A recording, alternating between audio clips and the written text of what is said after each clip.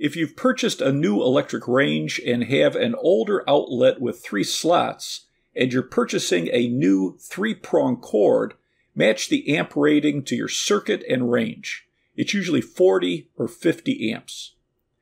Remove the electrical cover plate.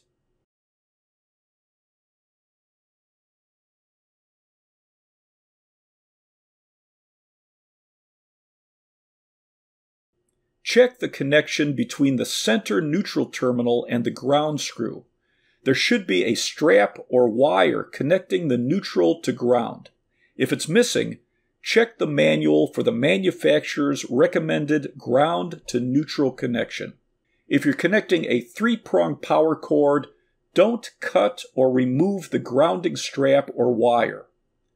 Position the cord so it's facing the outlet and insert the end of the cord through the opening on the panel. Connect the center wire from the power cord to the middle terminal with the white wire. Connect the right cord wire to the right hot terminal and the left cord wire to the left hot terminal. Tighten the nuts or screws firmly.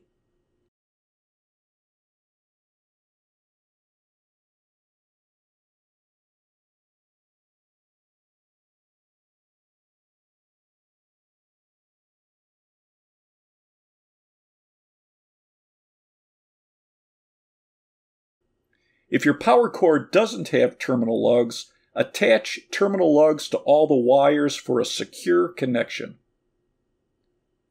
Install a strain relief clamp and tighten it down on the power cord.